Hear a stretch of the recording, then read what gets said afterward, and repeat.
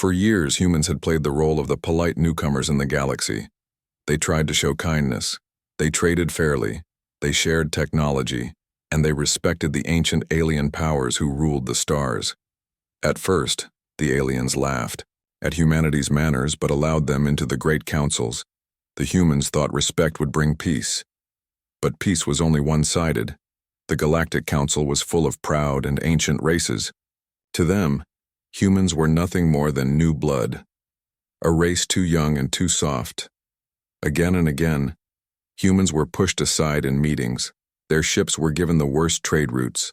Their colonies were taxed the heaviest. Whenever humans raised their voices, the older races laughed and silenced them. At first, humanity accepted this, they said. We will prove ourselves with patience. They believed that kindness and cooperation could win hearts. And for a time, they swallowed the insults, they endured the unfair treatment. They tried to live with it, but every insult left a mark. Every colony stripped of resources left a wound. Every family forced to pay unfair tribute carried bitterness in their hearts. And slowly, quietly, anger began to grow. The breaking point came on a single night in the Grand Hall of the Galactic Council. The chamber was huge, filled with glowing lights and towering alien leaders. The human ambassador, Jonathan Hale, stood tall in his simple Earth-made suit. He had spent his career trying to defend humanity's place in the galaxy. But that night, something inside him broke. A council elder, a scaled alien from the Kalthari Empire, sneered at him. Humans are weak, the alien said before the gathered crowd. You are useful only as servants and cheap soldiers. You should be grateful we allow you to exist at all. The chamber filled with alien laughter, cold, mocking, sharp. Jonathan's face tightened. His fists clenched at his side. For a moment, he wanted to walk away like always, swallow the insult and keep peace. But then he remembered the starving colonies, the mothers crying over empty tables, the soldiers who had died in forgotten battles fighting for alien causes. And he realized something. Enough was enough. He did not smile. He did not bow. He looked around the council chamber, his voice steady. No more, he said. The laughter stopped. Humanity will no longer bend. We will no longer be silent. We will no longer be your tools. The aliens stared in shock. Some hissed, some growled, one shouted, You dare defy us? Jonathan's voice grew stronger. For years we gave you trust and you answered with chains. For years we gave you kindness and you answered with cruelty. You mistake our patience for weakness, but now humanity says enough. The words carried across the chamber like thunder. The silence that followed was heavy. Even the proudest alien lords felt a chill, far away on Earth. The message spread instantly. On colony worlds, screens flickered alive with the words of their ambassador. Enough. Across mining stations and military bases, across farms and cities, every human who heard the words felt the same fire ignite. Inside, a miner on Mars dropped his tools and shouted, Enough! A farmer on Europa looked at the stars and whispered, Enough. A soldier on a distant frontier gripped her rifle tighter and muttered, Enough. It was no longer just a speech. It was a spark, a fire spreading through the veins of humanity. Xiuam, Galactic Council tried to laugh it off. They called humans foolish. They said they will calm down. They always do. But deep inside, fear was growing. For the first time, the older races saw something dangerous in the human eyes. Back on Earth, leaders gathered in secret chambers. Generals spoke with sharp voices. Scientists revealed hidden weapons that had been waiting in silence. Commanders brought forth fleets kept in shadow. It turned out humanity had been preparing all along. Not because they wanted war, but because deep down, they knew this day might come. Jonathan Hale returned home to Earth as a hero, but his eyes were heavy. He knew what his words had started. He knew the galaxy would not forgive humans for defying them. War was coming, and it would not wait. Yet, in that moment, there was no regret. For the first time, humans stood tall, not as servants, not as weaklings, but as equals ready to fight for their place among the stars. Across the stars, alien rulers whispered in their palaces, The Humans have broken, one said. They no longer fear us, another muttered. And still another whispered with dread. If they truly rise, the galaxy will burn. The night humanity stopped being nice was the night history changed. The galaxy had mocked them for their patience. Now it would tremble before their wrath. And though the first shot had not yet been fired, everyone knew. The war had already begun in the hearts of men. The breaking point had arrived and there was no turning back. The ambassador's words echoed across the galaxy like a storm. Enough, he had said. And the sound of that word did not fade. It grew louder with every passing hour, spreading like fire through every human world. On Mars, miners who had bent their backs under alien taxes threw down their tools. They looked at one another with fierce eyes. For years they had sent precious ore to alien capitals, leaving their own families hungry. Now they whispered to each other, no more. On Europa, the farmers who grew crops under strict alien quotas began storing food for themselves. They stopped obeying the overseers. One farmer, a gray-haired woman, stood in front of alien collectors and refused to hand over her harvest. She held her ground as alien guards hissed. Her children watched with wide eyes. And for the first time, they saw courage stronger than fear. On Titan spaceports, workers who repaired alien ships began working slower. They sabotaged parts, made mistakes on purpose, and passed secret messages through shipping crates. Humanity's rebellion was not loud at first. It began in whispers, in clenched fists, in hearts that finally believed, we are not weak, we are not slaves. The Galactic Council dismissed it. They will calm down, the elders said. They believed humans were only shouting empty words. But behind closed doors, the humans were preparing. In the hidden mountains of Earth, underground bases that had been kept secret for decades flickered alive. Old war machines were pulled from hangars, covered in dust but still deadly. Engineers worked day and night, fixing, upgrading, improving. They were building an army. In orbit above Earth, silent stations powered on, their lights glowing for the first time in years. Inside were weapons humanity had never revealed. Mass drivers, plasma cannons, stealth frigates cloaked in black armor, ships that the aliens had mocked humans for even dreaming of. Now those dreams had teeth. Colonies across the stars began contacting each other. Encrypted signals passed through deep space. Every message carried the same word. Enough. Among the humans, leaders arose. Men and women who had once begged for peace, now turned into voices of defiance. General Marcus Kane, scarred and stern, declared on a secret broadcast, "The galaxy thinks we are soft, they think we bend, they think we break, they will learn the truth of humanity." His words became a rallying cry.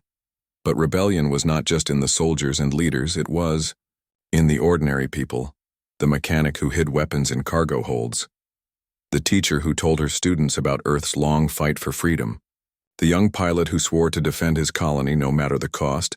The sparks of rebellion were everywhere, and sparks always lead to fire. The first clash came not from Earth, but from a small mining colony on the edge of alien territory. Alien. Collectors arrived as usual, demanding their shipment of ore. But the miners refused. The overseers laughed and sent soldiers to make an example. Instead, the soldiers were met with a surprise. Hidden within the mines, the humans had smuggled weapons, old rifles, explosives made from mining tools. Even though they were outnumbered, they fought back with a fury the aliens had never seen. The skirmish was small, but the news spread faster than light. Humans fought back, voices whispered. They killed the overseers. They refused to kneel. Across the galaxy, humans lifted their heads higher, and aliens began to worry. In the Grand Council, alien lords argued. Some demanded punishment. Crush them before they rise, they said. Others laughed. They are only insects. But deep down, unease grew. For the first time, humans were not begging, not asking, not pleading. They were choosing defiance. Back on Earth, the secret council of human leaders met again. This time, there were no debates about patience, no speeches about waiting. General Marcus slammed his hand on the table. "The time for peace is gone," he said. "The time for war has come." Around him, the others nodded. The scientists promised weapons that would shock the galaxy. The admirals promised fleets that would fight without fear.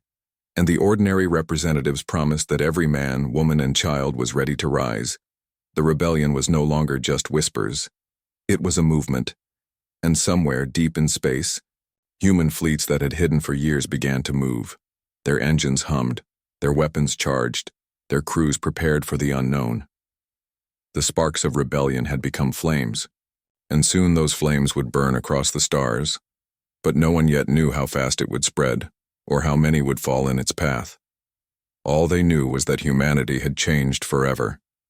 The galaxy had mocked humans for being too kind, too forgiving, too soft. Now they would see what humans became when kindness ended, and as the fires of rebellion lit the dark, one truth became clear. This was only the beginning. The galaxy had grown used to human whispers, but whispers were turning into roars, and roars always demanded blood. The sparks of rebellion could no longer stay hidden. A storm was coming, and the galaxy would soon hear the thunder. It began on the frontier near the border of alien-controlled space. A small human colony orbited a red sun. Its people lived under constant watch. Every month, alien patrol ships arrived, demanding taxes, resources, and obedience. The humans obeyed for years, but this time was different. When the alien patrol ship Vrexor descended, its captain sneered at the sight of the colony. "Pathetic humans," he hissed to his crew, "always bending, always giving. They are easy prey." The alien soldiers marched into the colony square, demanding ore and food supplies, but the humans stood waiting, silent. Their leader, a young commander named Elias Ward, stepped forward. His voice was calm, but his eyes burned. "We will not give you anything," he said. The alien captain laughed. "You dare defy us?" He shouted. He raised his weapon toward Elias, ready to make an example, but that was when it happened. The humans struck first. Hidden in the crowd, men and women pulled out weapons. Some were crude rifles, some were explosives made from mining gear, but others were new, strange, deadly, weapons the aliens had never seen before. The first volley of fire cut down the alien soldiers. Their captain fell, stunned, unable to believe what had happened. The Vrexor screamed warnings across the stars, but before reinforcements could arrive, the humans revealed their secret. From beneath the colony's surface, a cannon rose, massive, black, and humming with power. It was the Railstorm, a human invention kept hidden for decades, a weapon capable of tearing through warships with a single shot. The cannon fired. A streak of blue light tore through the sky. It hit the Vrexor with unstoppable force. The alien patrol ship, once feared, was split apart in a single blast. Its wreckage burned across the red horizon. Silence fell for a heartbeat. Then the humans roared in triumph. For the first time, they had not bowed. They had struck back. And they had won. The news spread. Like wildfire, a human colony destroyed an alien warship. Voices cried across the galaxy. On every human world, the story was repeated, changed, and glorified. The details didn't matter. The meaning was clear. The first shot had been fired, and there was no turning back. The Galactic Council was shaken. In their great halls, the alien elders argued in fear and rage. Some demanded vengeance.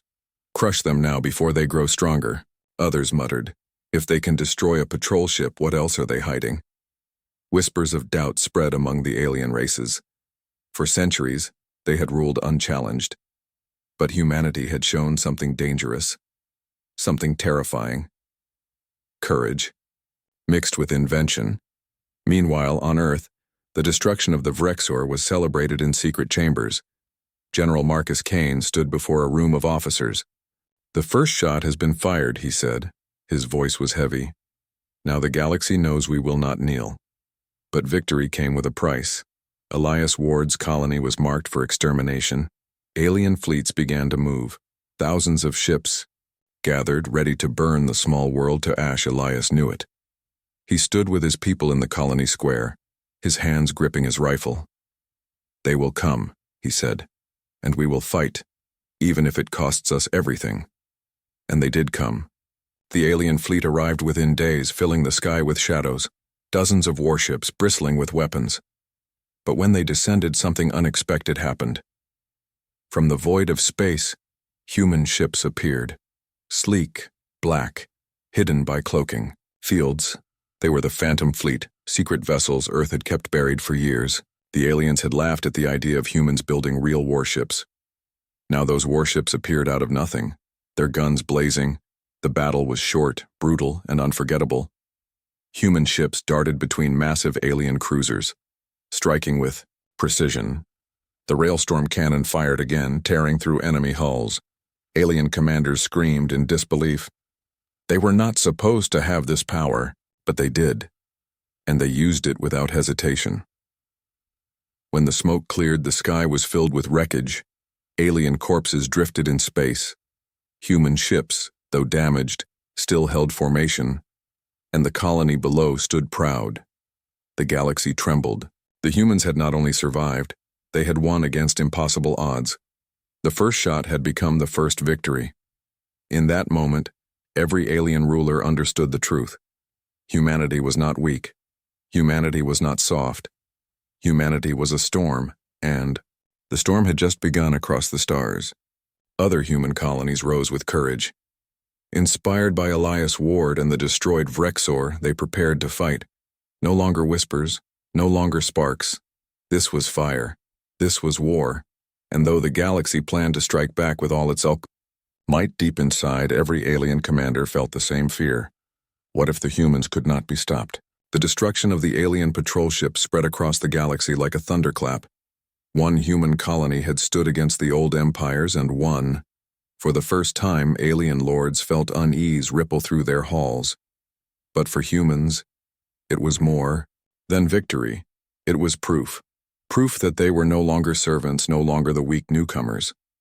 On Earth, a storm gathered, not in the skies, but in hidden chambers deep beneath the planet's surface. Massive steel doors opened to reveal a council room carved into the rock. Around the table sat the leaders of humanity, generals, admirals, scientists, and even ordinary representatives from the colonies. The air was heavy. Everyone knew what had begun. Humanity had crossed the line, and there was no way back. General Marcus Kane stood at the head of the table. His scarred face was grim. "The aliens will not forgive us," he said. His voice was low, but it carried power. "They will come for us. They will burn our colonies. They will try to wipe us out. We must be ready." Across the table, Admiral Reyes leaned forward. "We have ships hidden, fleets they don't know about, but secrecy will not last. When they come, we will need to strike first." A murmur ran through the room. Strike first? Until now, humans had fought only in defense, but the Admiral's words carried truth. Waiting meant death. Dr. Elena Ward, a scientist whose eyes burned with sleepless nights, pushed a device onto the table. "This is the ion shatter," she said, "a weapon designed to tear apart shields. They laughed when we proposed it, but it works, and if we use it in battle, their greatest fleets will crumble." Silence filled the room. Each leader looked at one another. The galaxy had mocked human inventions.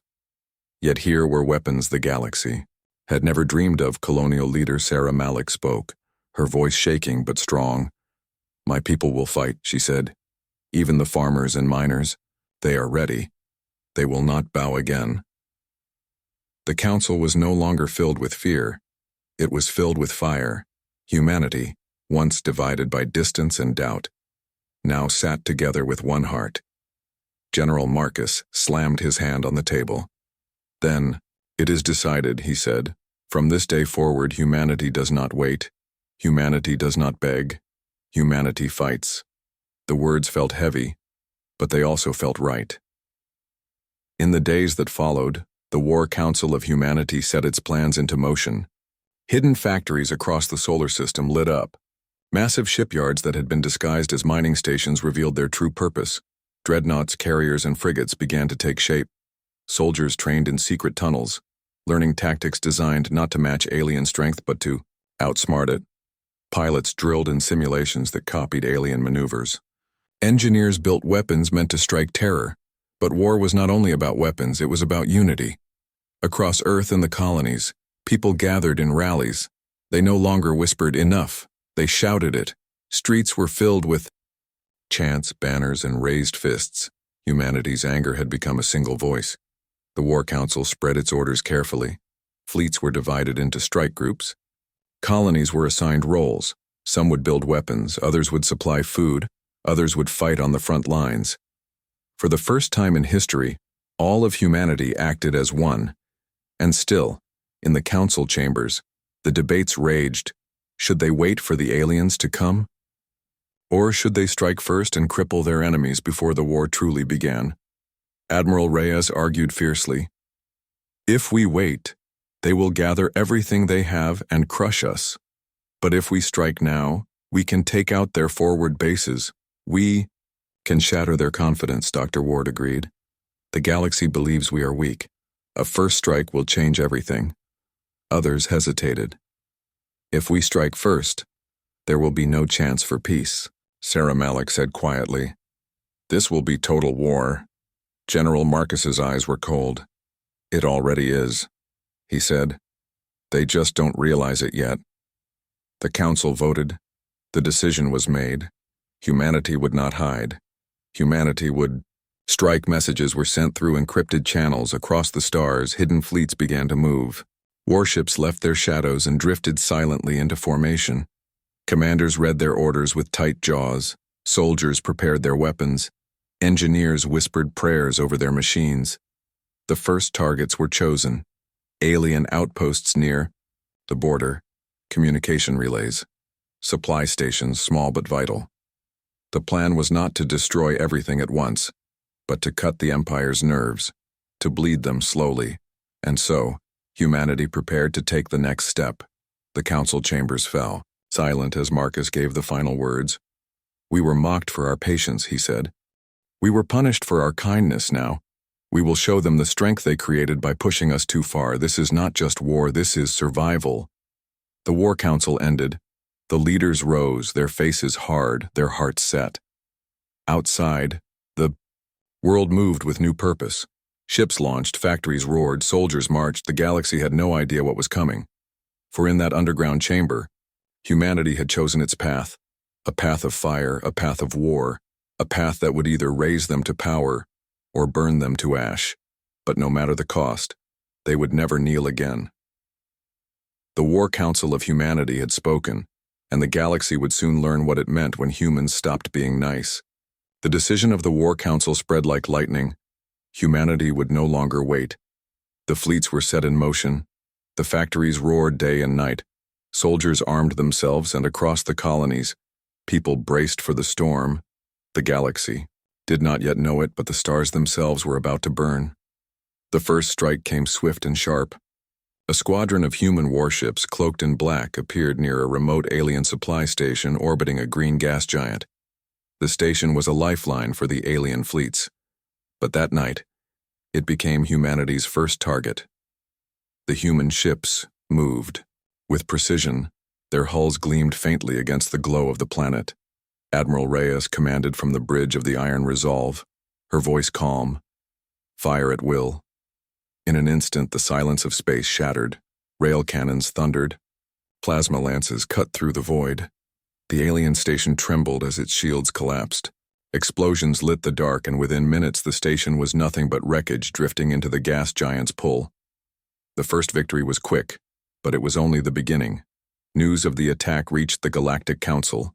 Alien elders shouted in anger, "The humans dare strike us!" Armadas were ordered to assemble. Fleets that once crushed entire civilizations were turned toward Earth. But humanity was not done. One by one, alien outposts fell. Communications relays were destroyed. Patrol fleets vanished in ambushes. Supply lines burned. Wherever the aliens expected obedience, they found fire. In the colonies, people watched the skies with new hope. Farmers, miners, workers, all of them whispered the same words, "We are fighting back." Children drew pictures of warships, and soldiers, old men and women told stories of Earth's first victories. The fire was no longer just in the stars. It was in the hearts of every human alive. But victory came at a price. The aliens struck back. A fleet of heavy cruisers descended on the colony of Helios Prime. Their weapons rained down fire, turning cities into ash. Thousands died in the first wave. The screams carried across every channel. Yet even in despair, the humans did not break. The defenders of Helios Prime, outnumbered 10-1, launched their fighters.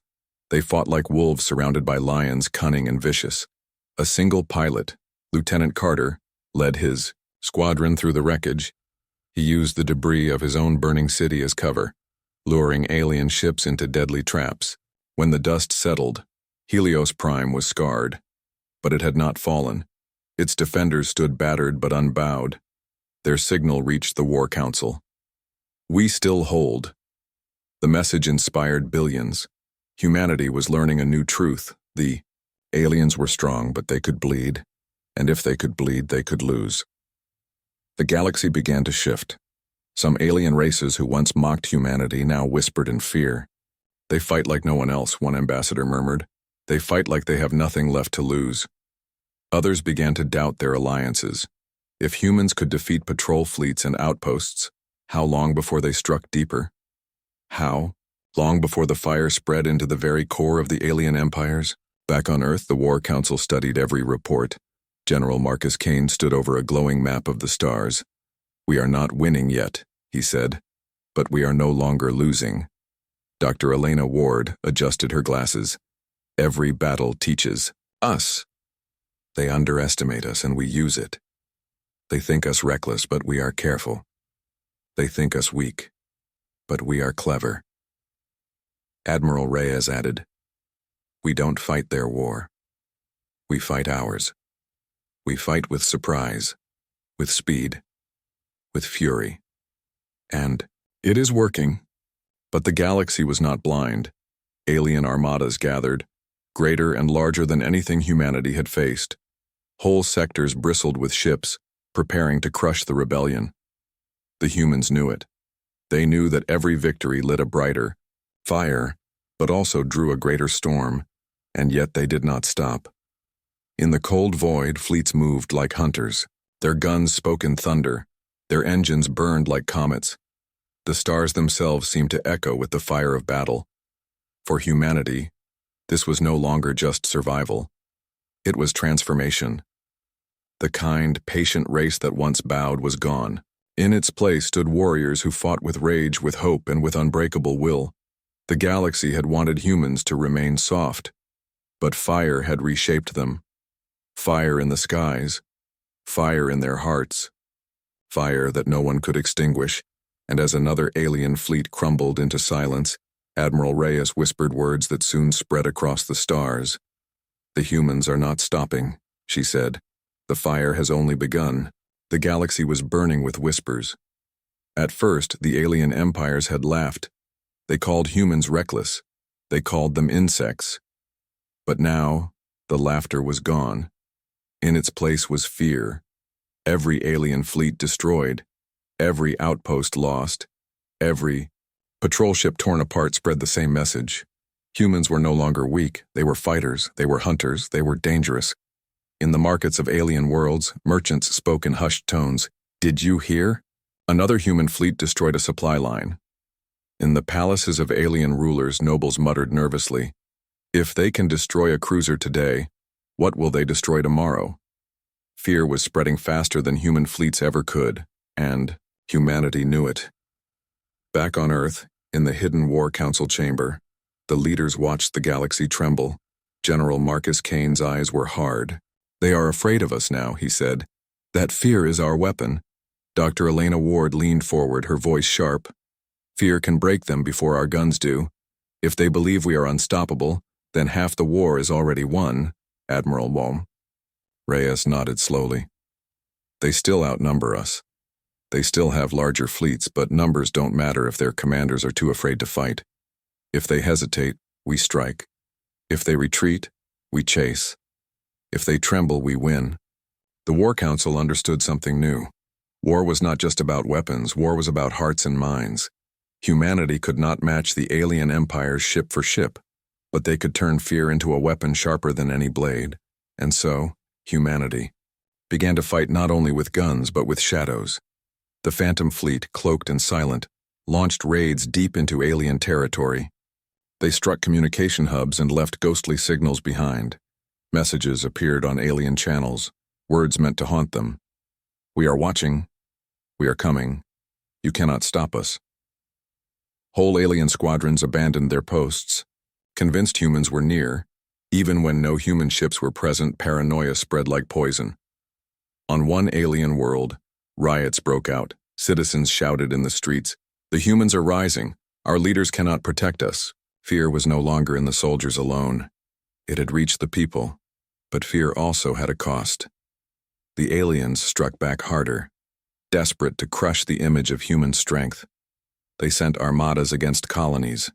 Entire cities were destroyed, families scattered into the stars. And yet each tragedy only deepened humanity's resolve. Survivors of burned worlds joined the fleets, refugees became fighters, farmers became soldiers. The war was no longer for survival alone. It was for vengeance. One such survivor was Commander Elias Ward, the man who had fired the first shot.